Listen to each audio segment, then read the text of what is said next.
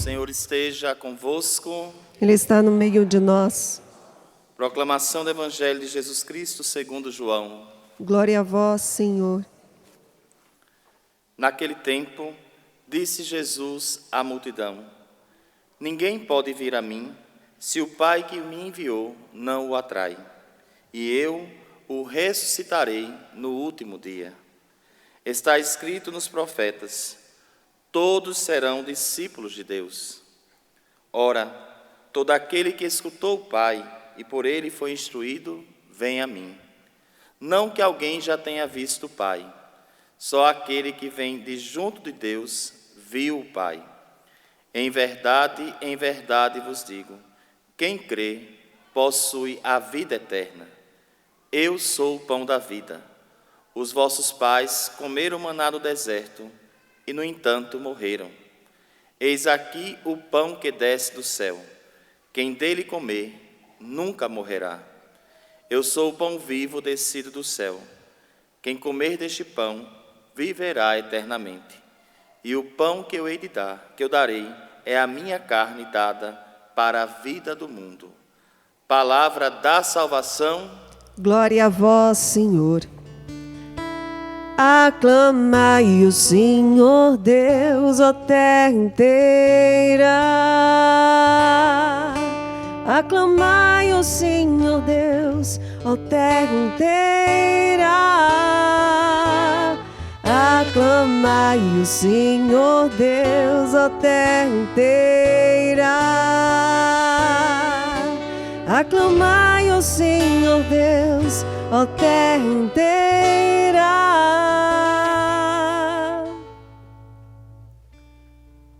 Queridos irmãos e irmãs, vocês estão felizes? Todos nós estamos muito felizes pela graça que Deus nos concedeu nessa tarde de hoje, não é? A eleição do novo Papa, Leão XIV. Como é bom ser católico, não é? Como é bom professar a nossa fé. E olhando os textos da liturgia da palavra dessa quinta-feira, tanto na primeira leitura que nós ouvimos dos Atos dos Apóstolos, no capítulo 8º, mas também o evangelho que acabamos de ouvir do capítulo 6º de São João, nós vemos que Deus, Ele nos precede. Deus, Ele tem os seus meios e a sua providência como força que rege a história da humanidade, mas que rege a história de cada um de nós. As nossas vidas estão nas mãos de Deus. Você pode dizer: a minha vida está na mão de Deus. Exato, porque é assim, é Deus que conduz a nossa história, é Deus que conduz a nossa vida. Então, não tenhamos medo, porque a nossa vida está nas mãos de Deus. São João afirmou: ninguém pode vir a mim se o Pai não o atrai. E qual foi a força que atraiu o eunuco àquela experiência, senão a força do poder de Deus, a graça de Deus? E eu vou me deter na primeira leitura de hoje, esse texto do livro dos Atos dos Apóstolos, porque ele nos ensina coisas preciosas. O texto que nós ouvimos, aquela passagem famosa do eunuco, né, que foi batizado por Filipe, né? Eunuco, só a título de conhecimento, era uma figura que trabalhava dentro de uma realidade real, a serviço do rei ou da rainha, que prestava os seus serviços na corte, né? E ele tinha algumas funções muito específicas. Era uma espécie de alguém que era celibatário, não é? Que estava dedicado completamente ao serviço da realeza. Essa era a figura do eunuco. Mas, interessante que esse texto, ele nos apresenta uma síntese daquilo que é uma verdadeira experiência de evangelização, uma verdadeira experiência de catequese. Porque aqui nós temos a quem foi dirigida esta catequese, o que foi dito e o que foi feito. Tem um percurso aqui, tem um caminho que foi realizado. Primeiramente, nós nos assustamos com quem foi encontrado aqui pela graça de Deus. Um eunuco, olha só, um eunuco que estava a serviço ministro de Candace, que era a rainha da Etiópia, vejam, uma região distante daquilo que era o contexto de Jerusalém, administrador geral do seu tesouro, que tinha ido em peregrinação a Jerusalém. Vejam, o quem aqui foi uma pessoa improvável. O quem aqui foi alguém que estava completamente fora ali daquele círculo de anúncio do Evangelho. Era alguém que não estava, digamos assim, nos planos iniciais. Olhando para a figura do eunuco, de onde ele vinha, era alguém que nós excluiríamos já de cara, como destinatário da palavra de Deus. São os absurdos de Deus, são os improváveis de Deus, não é? E nessa tarde nós tivemos mais um ensinamento sobre isso. Quando a mídia secular, né, fazia constantemente, desde a morte do Papa Francisco, aquelas especulações, né? Quem será? Esse daqui está mais cotado, esse é papável, né? A mídia secular, com essa mentalidade completamente distorcida, fazia suas apostas, não é? Teve uma jornalista numa ocasião que ela disse, inclusive, que tinha um dos cardeais que já estava mais à frente na corrida para o pódio, para vocês entenderem, né, como que são as coisas. Mas nessa tarde nós assistimos mais uma demonstração das surpresas de Deus, daquilo que em Deus é improvável de acontecer, e aconteceu. Eu estou dizendo isso para que você também na sua vida, você contemple isso, você também olhe para você e reconheça que você também é um improvável de Deus, que você também, a sua vida, a sua história é uma surpresa de Deus. Deus quis você, Deus escolheu você, Deus colocou o seu olhar de misericórdia na sua vida, diante de realidades que para você pareciam improváveis, mas o Senhor quis você, o Senhor encontrou você, em uma situação que talvez você nem imaginasse, mas Ele inaugurou com você um caminho bonito de conversão, da graça, de abertura à graça dEle e de uma transformação. Nenhum de nós era digno, mas Deus nos quis, Deus nos escolheu. E esse improvável de Deus, essa belíssima surpresa de Deus, preenche o nosso coração. Uma coisa interessante que aparece aqui é que o anjo do Senhor aparece a Filipe, dizendo para ele: prepara-te, na verdade é levanta-te e vai para o sul. O texto aqui em português não traduziu bem, colocou sul, mas a palavra que está aqui no grego é mesembria. Mesembria quer dizer meio-dia. O anjo do Senhor está dizendo para Filipe: levanta e vai na direção do meio-dia. Por que o texto diz isso? Porque era um absurdo uma pessoa se dirigir naquele lugar, olha só, uma estrada deserta, em direção a Gaza. Vocês já ouviram falar em Gaza? Faixa de Gaza? Né? Olha só, ao meio-dia, numa estrada deserta em direção a Gaza.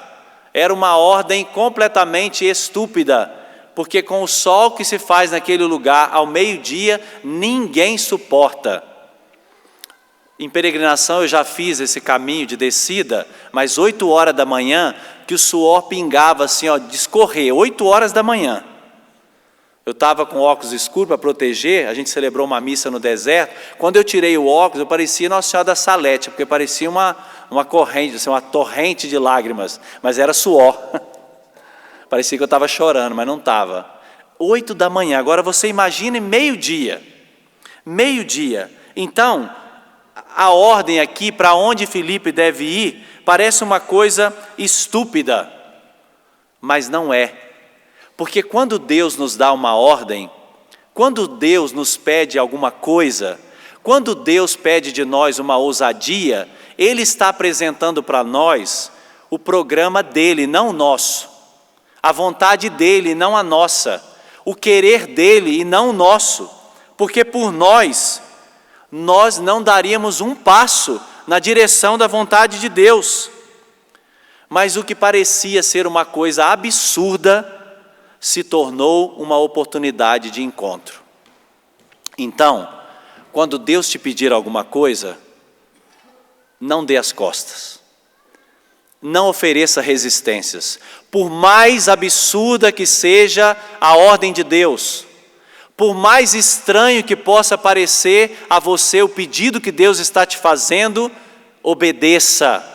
Obedeça à voz de Deus, porque isso faz parte do plano dele, que é muito maior do que o meu, do que o seu. A voz de Deus precisa ser obedecida. E olhe, esta obediência de Filipe proporcionou o encontro com esse eunuco. Vejam, nós também experimentamos isso. Quando nós somos dóceis à voz de Deus, nós colhemos coisas preciosas para a nossa vida. Você vai reconhecer também que quando nós somos cabeça dura, quando nós oferecemos resistências à voz de Deus, meu Deus do céu, nós quebramos a cara, nós atrasamos a nossa vida, nós empacamos o processo de Deus na nossa história, nós atrapalhamos a ação de Deus. Quando nós olhamos para dentro de nós, quando nós pensamos apenas nos nossos projetos, naquilo que nós imaginamos. Se Filipe fosse parar no absurdo da ordem que estava sendo dada para ele, ele não teria encontrado aquele eunuco, ele não teria encontrado aquele homem e não teria acontecido a graça daquele encontro. Mas Filipe foi dócil. E o encontro aconteceu. E olha, não foi um encontro por acaso. Não foi ao acaso que Filipe estava naquele lugar quando aquele eunuco estava passando, gente. Não foi obra do acaso, mas foi obra do mistério providencial de Deus na história daqueles dois. O mistério da providência divina nos excede, vai muito mais além do que os nossos raciocínios, muito mais do que a nossa lógica humana. Com isso, eu quero dizer que esse encontro não foi fruto do acaso, como também nenhum encontro na nossa vida é fruto do acaso. Nada que nos acontece é fruto assim do acaso.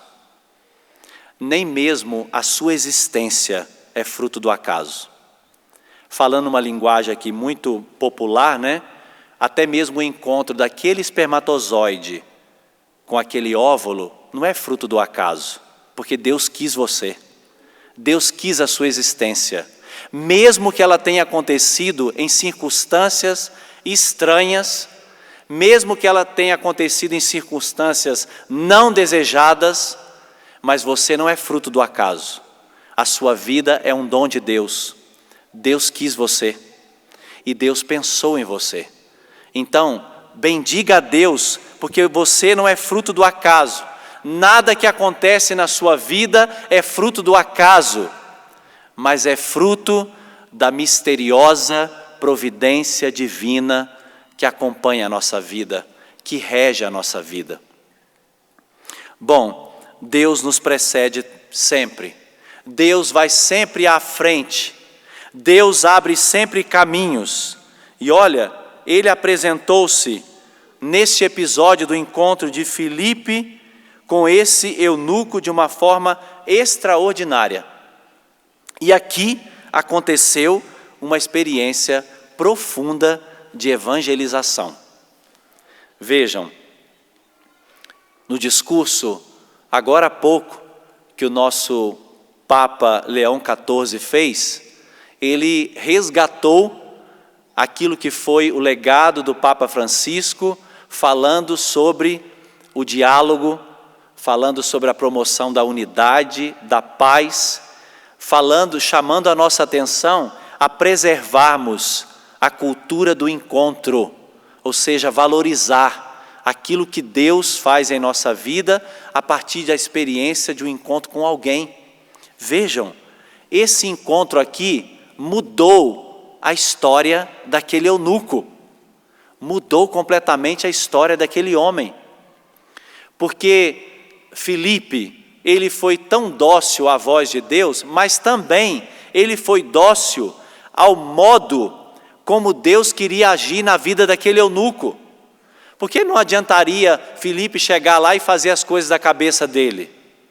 Porque nós temos que ser dóceis, não apenas à voz inicial de Deus que fala conosco, mas nós também temos que ser dócil ao caminho que Deus faz conosco. Porque não adianta nada eu escutar a voz de Deus e depois querer fazer do meu jeito.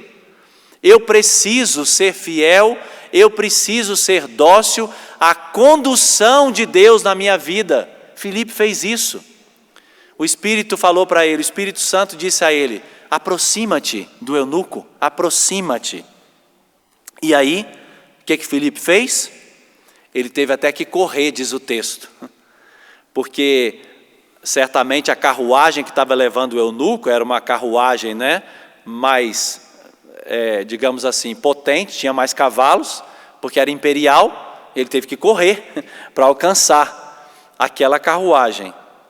Mas depois o Espírito também suscitou para ele: escuta o que ele tem para te dizer. E aí, Filipe escuta aquilo que o eunuco tem a dizer para ele. Porque muitas vezes nós desinteressamos daquilo que o outro tem a nos trazer, sobretudo na obra de evangelização. A gente quer levar já tudo pronto, A gente não tem o trabalho de escutar a pessoa, saber em que condição que a pessoa está. Filipe demonstra interesse, escuta. Depois, Filipe interroga: você está lendo isso daí? Porque o eunuco estava lendo, gente, o profeta Isaías. Filipe diz assim: você está lendo isso daí, mas você está compreendendo o que você está lendo? Ou seja, o que você está lendo está preenchendo você? Ou você está lendo só por ler? Filipe interroga, entra em diálogo com esse eunuco. E olha que o eunuco era muito culto. Os eunucos eram muito cultos, não eram analfabetos. Eles sabiam de muita coisa, só que o eunuco não compreendia muita coisa. Tanto que ele diz assim: eu estou lendo, mas eu não estou compreendendo de quem que está falando o texto aqui. De quem é que está falando? E aí Filipe vai e faz o quê? Anuncia Jesus para o eunuco. Tudo que você está lendo aí, todas essas realidades que você está lendo sobre esse cordeiro, sobre esse sacrifício, esta figura aí, eu sei quem é ela. Se chama Jesus Cristo. E aí Filipe anuncia para aquele eunuco a pessoa de Jesus. Filipe não anunciou as ideias sobre Jesus, mas Filipe apresentou a pessoa de Jesus.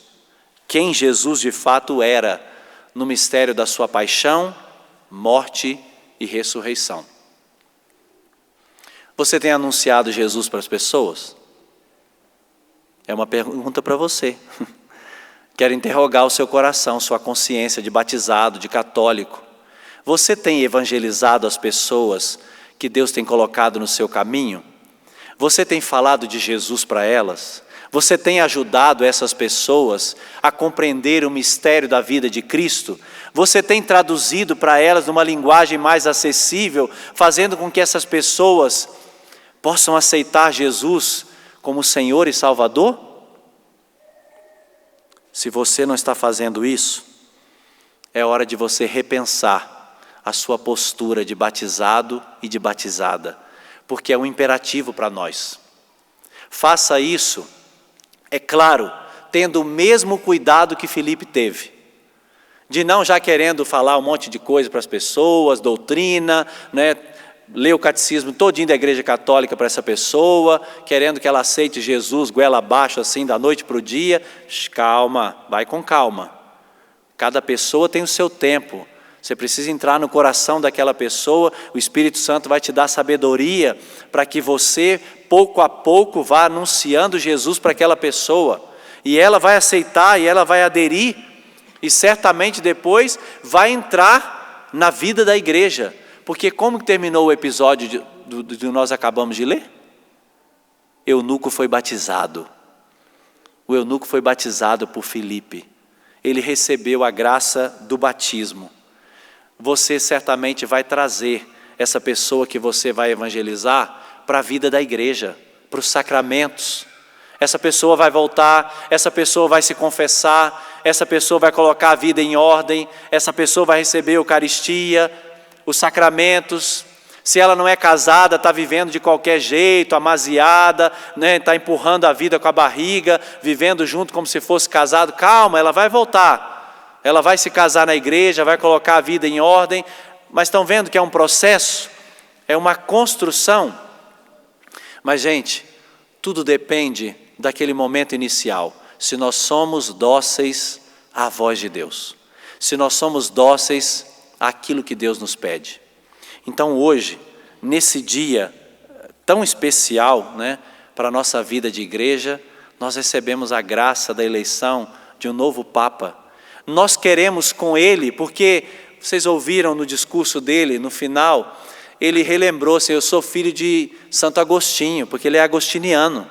O nosso Papa é agostiniano. E ele relembrou uma coisa muito importante que Santo Agostinho gostava de dizer, porque o fato de Santo Agostinho era bispo, o fato de ser bispo, muitas vezes as pessoas olhavam para Agostinho, não é? E criavam uma certa distância. Mas Santo Agostinho dizia, para vocês eu sou bispo, mas com vocês eu sou um irmão, porque eu sou batizado igual a você. E o Papa Leão XIV nos recordou isso agora há pouco, não é? Para vocês, ele dizendo, eu sou Papa, eu sou bispo de Roma, mas com vocês eu sou irmão. Ou seja, ele está nos chamando a assumir essa missão que não é só dele, é de todos nós, é de todos nós. Se ele está lá na sé de Pedro, dando-nos as orientações devidas, mas a igreja acontece dentro da sua casa, a igreja acontece dentro do seu grupo paroquial, a igreja acontece no seu trabalho, na sua vida diária, ali acontece a igreja, e ali você precisa testemunhar o nome de Jesus, ali você precisa dar o seu bom testemunho de uma vivência coerente do Evangelho, assim como fez Filipe, que evangelizou aquele eunuco, batizou aquele eunuco e obedeceu à voz do Senhor. É uma linda missão, é uma linda vocação que nós recebemos de Deus, mas nós precisamos da graça do Senhor. Abaixe por um instante a sua cabeça e agora mergulha o teu coração em Deus, que quis, mais uma vez, nos recordar que a graça dele nos precede, que a escolha de Deus nos precede, que o desejo de Deus vai muito mais além do que os nossos projetos humanos. Peça agora a graça ao Senhor de uma renovação interior. Nesse dia em que nós recebemos esta graça de termos um novo Papa, nós queremos assumir a nossa missão como católicos.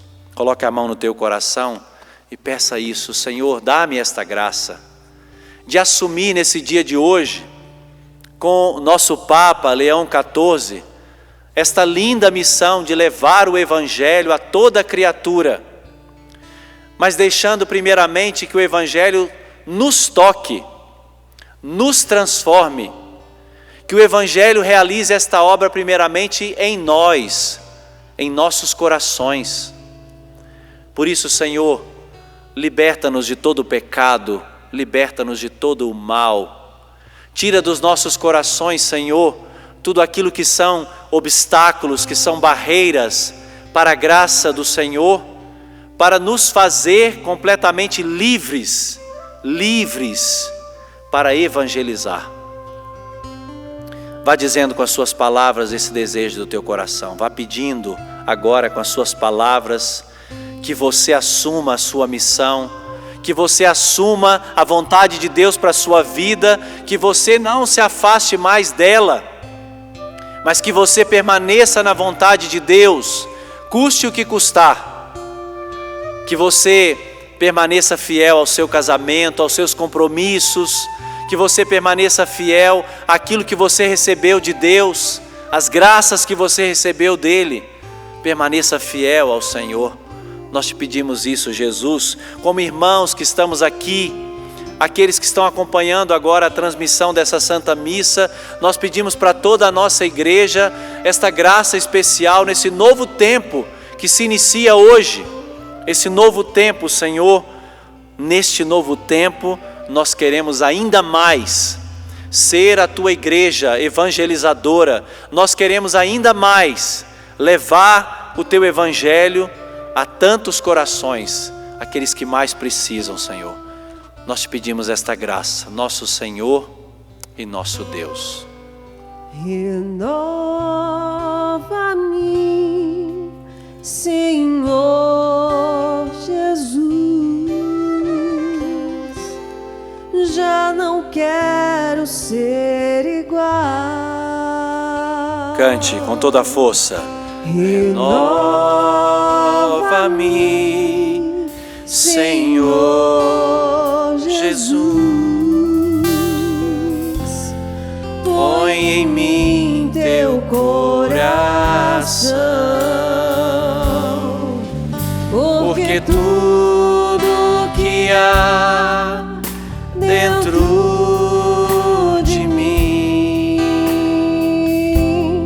precisa ser mudado, Senhor, porque tudo que há dentro do meu coração